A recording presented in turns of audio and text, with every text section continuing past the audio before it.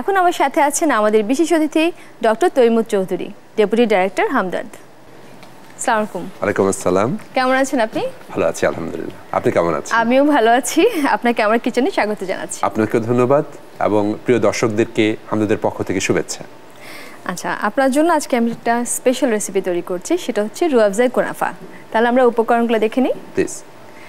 প্রিয় দর্শক, রুহ আফজাই কুনাফা তৈরি করতে কি কি উপকরণ লাগছে তাহলে দেখে নিই। রুহ আফজা কুনাফা বানাতে যা যা লাগছে: লাচ্ছা সেমাই, চিনি, কর্নফ্লাওয়ার, কনডেন্স মিল্ক, টক দই, গুঁড়া দুধ, তেল, লবণ, বাদাম কুচি এবং রুহ আফজা। দর্শক নিশ্চয়ই দেখে নিয়েছেন কি কি উপকরণ লাগছে। এখন আমরা চলে যাব মূল রান্নায়। আমি রান্নাটা শুরু করে দিই, তারপর আমরা গল্প করব। প্লিজ। ঠিক আছে।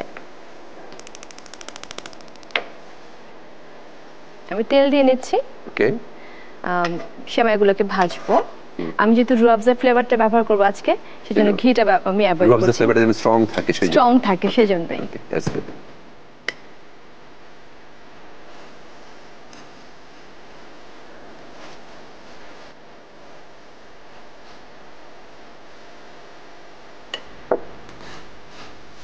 আচ্ছা ভাইয়া, আপনি তো একজন ডক্টর। জি। অনেকদিন ধরে আপনি হামদর্দের সাথে আছেন, তাই না? কত বছর ধরে আছেন আপনি? আমি ইনফ্যাক্ট আমি ডাক্তারি পাশ করেছি চিটাগং মেডিকেল কলেজ থেকে, লং ব্যাক, মানে 1994 সালে আমি গ্র্যাজুয়েশন করেছি। বাহ। আর হামদর্দের সঙ্গে আছি almost more than 12 years. 12 years. সেমাইটা ভেজে নিয়েছি কুনাফার, আর হচ্ছে কর্নফ্লাওয়ার দিয়ে নিয়েছি প্রায় 2 টেবিল চামচ পরিমাণ। গরম পানি এখন না, ঠান্ডা পানির সাথে মিক্স করতে হবে। এটা চুলাটা নিভিয়ে দিয়ে আমি এটা মিক্স করছি, না হলে কিন্তু দলা পাকিয়ে যাবে। রান্নার কিছু প্রসেস। ওকে। এক পিঞ্চ লবণ। ওকে। ডেজার্টে যেটা টেস্টটাকে ব্যালেন্স করে, স্বাদের জন্য। স্বাদের জন্য চিনি দিচ্ছি আমি। চিনিও স্বাদ বাড়ায়। হ্যাঁ, চিনি স্বাদ বর্ধন করে। যেহেতু আমরা রুহ আফজা দেব, সেটা আমাদের হিসাব করে দিতে হবে। তারপর দিয়ে দেবো এখানে গুঁড়ো দুধ। গুঁড়ো দুধটাও স্বাদ বর্ধন করে। ওকে। সাথে দিচ্ছি কনডেন্সড মিল্ক।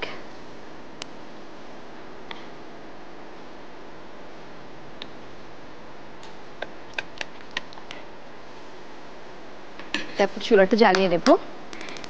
এই পর্যায়ে আমি কিন্তু রুহ আফজাটা দিয়ে দিচ্ছি।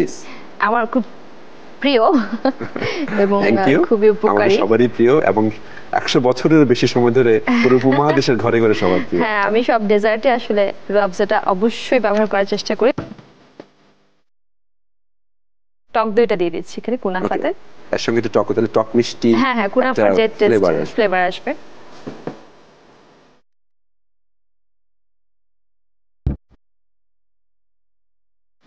হ্যাঁ, আমি কিন্তু একটা লেয়ার দিয়ে নিয়েছি কুনাফার জন্য। এখন রুহ আফজার যে স্টাফিংটা তৈরি করছি কুনাফার জন্য, সেটা দিয়ে নিলাম। এটা আমি রুহ আফজা দিয়ে করার চেষ্টা করি, তাহলে কুনাফার ফ্লেভারটা খুব ভালো আসে। এখন আরেকটা সেমাই উপরে আমি একটা লেয়ার দিচ্ছি। কুনাফাতে 2টা লেয়ার দিতে হয়, আর এটা কিন্তু সেট হয়ে যাবে। কুনাফা তৈরি করতে হবে ইফতার করার প্রায় ঘন্টাখানেক আগে, যাতে এটা সেট হয়ে যায়।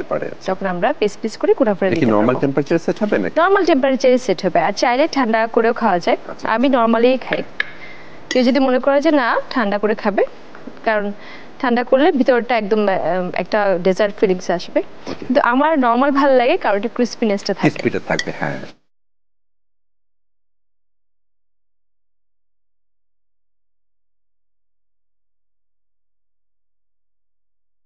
ভাই, আপনার জন্য আজকে স্পেশাল রেসিপি রুহ আফজাই কুনাফা।